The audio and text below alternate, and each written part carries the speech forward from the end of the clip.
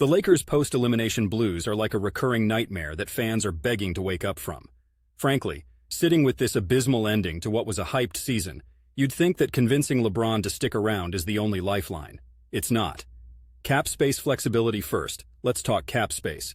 If LeBron stays, which seems likely, the Lakers can't have a repeat of the Russell Westbrook experiment. They need reliable role players, savvy veterans who'll take pay cuts for a whiff of the championship.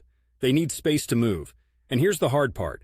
They might need to let go of some big contracts to create that room. Team chemistry and healthy roster. Now, basketball isn't just numbers and highlight reels. It's about chemistry.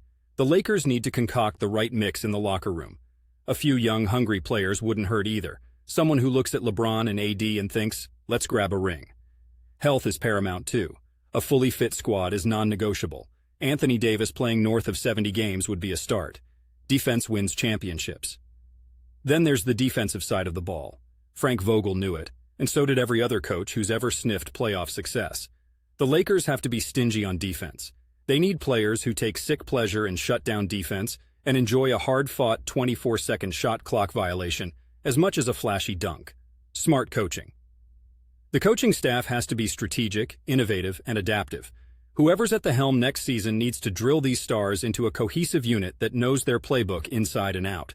Adaptation is crucial because if the playoffs teach anything, it's that rigidity sinks ships. Shop wisely. Lastly, the front office has to shop wisely. No more win-now trades mortgaging the future for a washed-up star. It's about finding value in unheralded places and thinking 2 steps ahead. Back here in Portland, we saw how the Trailblazers struggled and then retooled intelligently around Damian Lillard. You take care of the core and complement with players who want it just as bad.